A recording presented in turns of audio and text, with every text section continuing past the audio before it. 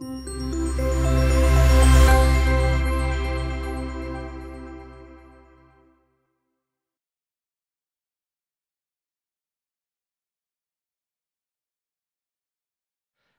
welcome back to the National Association for Primary Education. We're here talking about our upcoming conference, which is on Monday, the 8th of March, and it's going to be 4:15 to 6:45 p.m.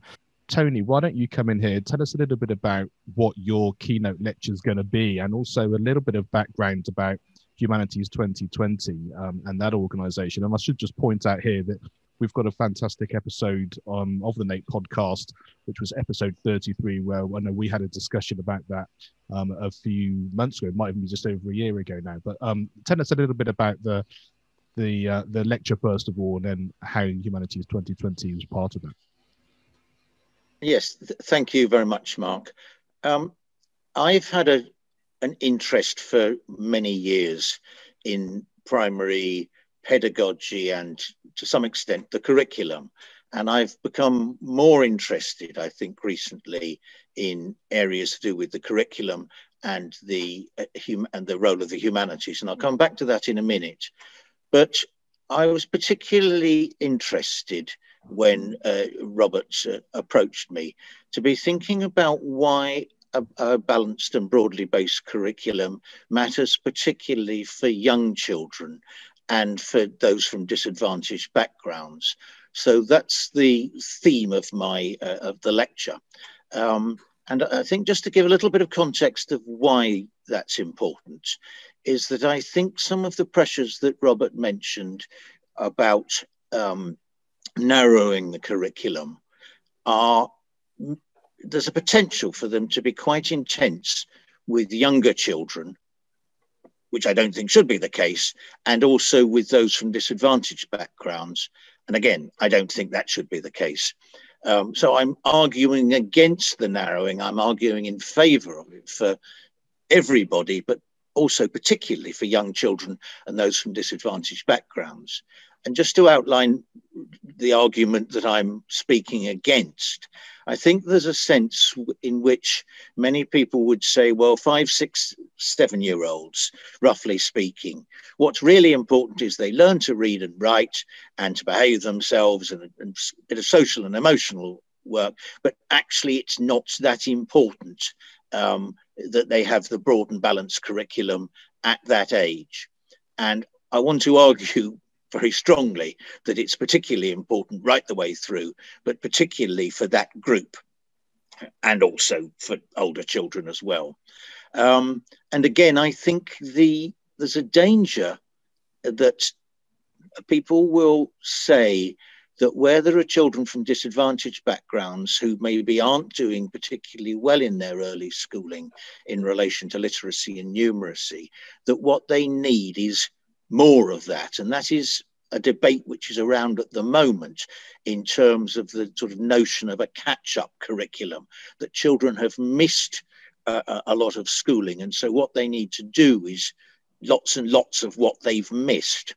And so it's quite a difficult argument to make, but I think it's an important one to say that really what young children and those who are maybe not doing so well with their school learning, they don't need more of the same. What they need is a broadening out in terms of the arts and the humanities particularly, but I'll also touch on, but only touch on, aspects to do with science and that one needs to have, they need to have a breadth of experience, because that is in fact the way not only that they will become able to deal with the issues that will face them in the future, but it will also enable them to learn to become literate and numerate by applying their skills in a particularly interesting contexts.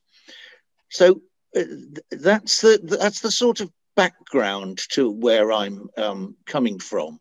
And I'm particularly keen to try and get at this question of why it matters, because I think a lot of us sort of intuitively think, oh, well, music's important and art's important and, and geography is important or whatever, without quite getting beneath the surface of why. And so I'm going to try and give 4 arguments, which I won't reveal now, about why I think it's important. But I think the 2 most important ones are to do with something to do with democratic citizenship, that actually it's really important that all children, but particularly the groups of children we've been talking about, learn to deal with some of the complexities and some of the difficulties of life. And also, I would argue, in what I'm at the moment calling a social justice argument, that actually many children from more privileged backgrounds will have access to a broad and balanced set of experiences, particularly because very often they will get that out of school. Whereas actually it's very, very important for everybody to have that range of experiences, and that schools are therefore particularly important for those from less privileged backgrounds in order to access that. So just to say something very briefly about Humanities 2020, it's an initiative which has been going for about the last 2 years, and we've been working on it before, but really arguing for the importance of the humanities, not just in relation to history, geography, and RE, which are perhaps what a lot of primary teachers immediately think about, but also seeing the humanities a bit more broadly in terms of an understanding of human beings and their place within culture. And of course, then history, geography, and RE have a place in that, but so, in my view, literature and languages, and indeed many other areas. So I'm very pleased that NAPE agreed to, if you like, to include the Humanities 2020 initiative as sort of co-sponsors, though in fact NAPE have done a great deal of the work.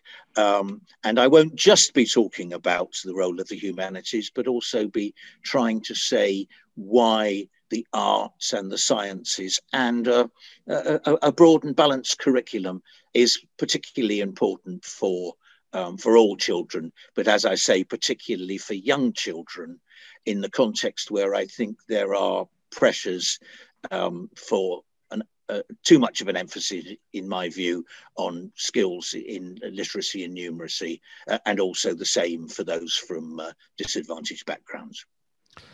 Well, thank you very much, Tony. I think part of this, and the reason I like the collaboration idea, is very much the idea that it's not just a one-off conference. It's not an hour and a half when we're just spending some time together to get a few ideas and then sort of go back into our professional worlds, but actually much more that, having got inspired, hopefully, and been given some ideas, that we can actively, obviously, take those ideas back into the classroom, but also that we've got some dialogue going, that there's places and resources and understanding that we can actually have a community feel of how we can support each other from there on in. This is kind of like the starting of everything, rather than just a one-off kind of hour and a half together, like I said.